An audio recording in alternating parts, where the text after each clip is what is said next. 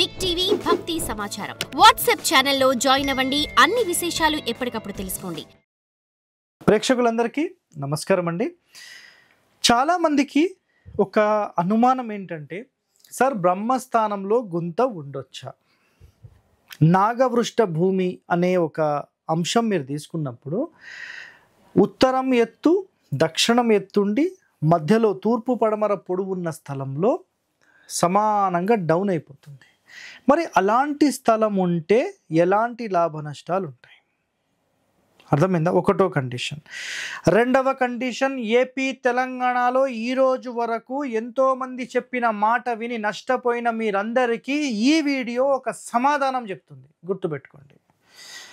నాగవృష్ట భూమి అంటే తూర్పు పడమర ఉత్తర దక్షిణాలు ఏదైనా సరే పొడవుగా ఉన్న స్థలం ఉంటుంది కదా. ఎగ్జాంపుల్ తూర్పు పడమర తీసుకుందాం. ఈ పొడవాటి స్థలంలో మధ్యలో అంటే ఉత్తరం కొంచెం ఎత్తుగా ఉంటుంది, దక్షిణం వైపు ఎత్తుగా ఉంటుంది, ఓకేనా? మధ్యలో కొంచెం డౌన్ ఉంటుంది. అలాంటి స్థలంలో మీరు నివసిస్తే సర్వము కోల్పోతారు, సర్వము నశించిపోతుంది అనేది శాస్త్రం చెప్పిన పాయింట్. మరి ఏపీ తెలంగాణలో ఇలాంటివి ఎవరు చేశారు సార్ అని మాట్లాడతారు కదా. ఇప్పుడు చెప్తాను సమాధానం.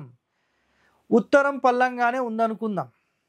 ఇల్లు అనేది మీరు బ్రహ్మస్థానంలో కట్టారు, లేదంటే కొంచెం నైరుతికి జరిపి కట్టారు. దాని తర్వాత చాలామంది చేసిన మేజర్ మిస్టేక్ ఏంటంటే, ఇంటికి సంబంధించిన పడమర భాగంలో, నైరుతి భాగంలో, దక్షిణ భాగంలో ఇంటి కంటే ఎత్తు పెట్టడం వల్ల ఇల్లు అనేది మునిగిపోయి సర్వాన్ని కోల్పోయి రోడ్డు మీదకి వచ్చిన పరిస్థితి వాళ్ళు కొన్ని వందల మంది ఉన్నారు. ఈ వివరాలు ఎంతమందికి తెలుసు? ఎంతమంది అధ్యయనం చేశారు దీని మీద? గుర్తుపెట్టుకోండి వర్డ్. ఇంటి మొత్తంలో, స్థలం మొత్తంలో ఇల్లు మాత్రమే అన్నిటికంటే ఎత్తుండాలి, మొత్తం స్థలం అన్నిటికంటే డౌనే ఉండాలి. ఆ డౌన్లో నైరుతి ఎత్తు, నెక్స్ట్ ఆగ్నేయం, నెక్స్ట్ వాయువ్యం, నెక్స్ట్ ఈశాన్యం. ఇంటికంటే అన్ని డౌనే ఉంటాయి. ఆ డౌన్లో ఈ సిరీస్ ప్రకారంగా మీరు సెట్ చేసుకోవాలి. అర్థమైందా? ఇది కాన్సెప్ట్ అండి.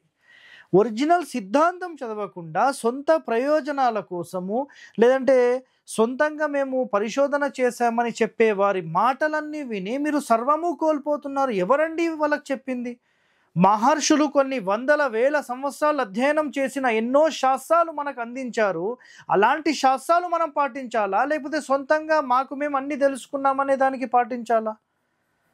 మీరు అర్థం చేసుకోండి. ఎన్నో గ్రంథాలు ఉన్నాయండి. మీకు స్థాపత్య వేదం ఒకసారి చదవండి, ఆగమ శాస్త్రాలు చదవండి. అసలు ఒక మందిరం ఎలా నిర్మించాలి, ఒక బిల్డింగ్ ఆర్కిటెక్చర్ ఏంటి, ఒక టెంపుల్ ఆర్కిటెక్చర్ ఏంటి, ప్రపంచ దేశాల్లో ఎలాంటి ఆర్కిటెక్చర్ ఫాలో అవుతున్నారు, దానికి మన భారతదేశానికి సంబంధించిన మయాన్ మహర్షి చెప్పబడిన కండిషన్స్లో ఎలా దానికి లింక్ చేశారు అబ్జర్వ్ చేయండి ఒకసారి. ఎన్నో నియమాల ప్రకారం ఒక ఇంటి నిర్మాణం చేయాలి. మరి అలాంటి నియమాలన్నీ పాటించకుండా సొంతంగా ఏదో ఒక ప్లాన్ గీసేసి ఒక 5,000 10,000 తీసుకుంటే ఎలా? మీకు అర్థమైందా నా పాయింట్? అర్థం చేసుకోండి. ఇక్కడ చూడండి, ఇంకా నెక్స్ట్ డెప్త్లోకి వెళ్దాం. నాగవృష్ట భూమి అంటే తూర్పు పడమర పొడవుగా ఉండి మధ్యలో స్లోప్ ఉంటుంది. అంటే బ్రహ్మస్థానం నుంచి పడమర వైపుగా, బ్రహ్మస్థానం నుంచి తూర్పు వైపుగా స్లోపే ఉంటుంది. నెక్స్ట్, స్థలం ఎత్తు కంటే మధ్యలో పల్లం 100% ఉండకూడదు. మధ్యస్థానం మొత్తం స్థలం ఎత్తు కంటే స్లోప్ ఉంటే దానివల్ల జరిగే అనర్థాలు చాలా ఎక్కువ. ధనం నశించడం, శత్రు వృద్ధి అవ్వడము, కలహాలు, భార్యాపుత్రులకు అరిష్టము, డెవలప్మెంట్ జీరో అయిపోతుంది. అర్థమైందా మీకు? చాలా చాలా డేంజర్గా ఉంటుంది.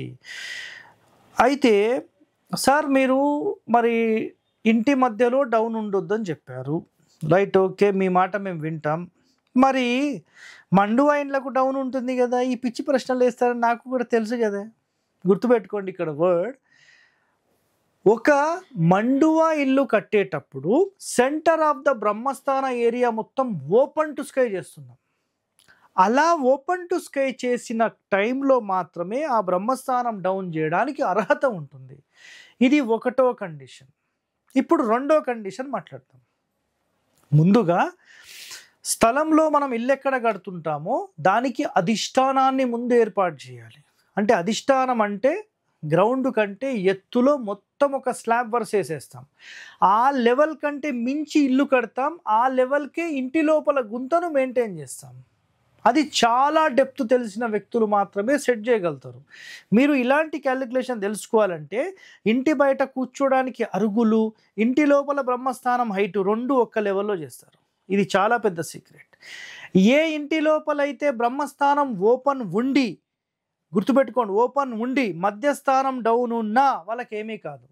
బట్ ఏ క్షణమైతే ఆ డౌన్ ఉన్నప్పుడు పైన బ్రహ్మస్థానం మూసేశారో ఆ ఇల్లు జీరో కొట్టేసేసి ఇక్కడ చెప్పిన నష్టాలు, ధననాశనం, శత్రువృద్ధి, నెక్స్ట్ బ్రహ్మస్థాన అరిష్టము, కలహాలు, భార్యాపుత్రులకు అరిష్టము, డెవలప్మెంట్ మొత్తం జీరో అయిపోతుంది. ఇవన్నీ నష్టాలు జరుగుతాయి. 100% గుర్తుపెట్టుకోండి. బ్రహ్మస్థానం డౌన్ ఉండొచ్చు, బట్ ఓపెన్ టు స్కై ఉండాలి. అయితే బిల్డింగ్లు కడతాం కదా మనం, పెద్ద పెద్ద బిల్డింగ్స్, అలాంటి బిల్డింగ్స్లో చుట్టూ ఇల్లు కడతాం, సెంటర్ కింది నుంచి పై వరకు ఓపెన్ చేస్తాం, పైన బ్రహ్మస్థానం పెడతాం, అది కూడా సూపర్. కానీ గుంత ఇక్కడ చేయట్లేదు.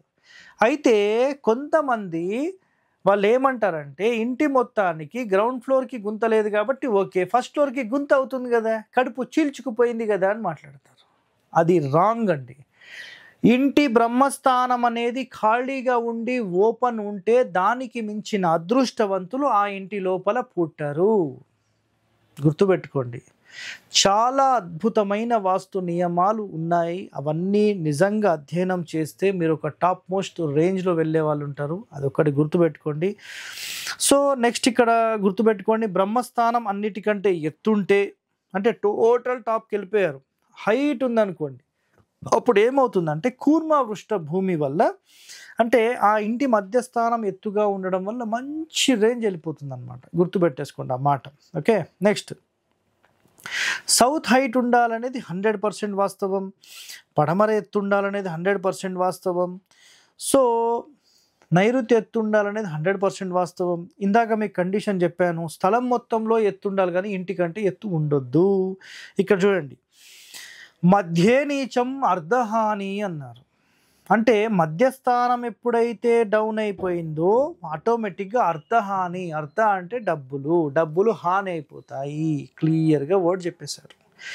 బట్ దీని కండిషన్ ఏం చెప్పాము, సెంటర్ ఓపెన్ టు స్కై ఉంటే ఎలాంటి ఇబ్బంది లేదు. బ్రహ్మస్థానం ఓపెన్ ఉన్న ఇండ్లల్లో మీరు ఎప్పటికీ కూడా మాకు ఏమీ లేదు, మేము జీరోకి అయిపోయాం, మేము రోడ్ మీద పడ్డాము అన్న వాళ్ళు ఉండరు. బట్ ఏదో ఒక వాస్తు దోషం గెలుక్కొని వాళ్ళకు వాళ్ళు చేసుకొని దాన్ని నష్టపరుచుకుంటున్నారు. కానీ లేకపోతే ఒక టాప్ మోస్ట్ రేంజ్లో వాళ్ళు ఉంటారండి. గుర్తుపెట్టుకోండి మాట, అర్థమైందా?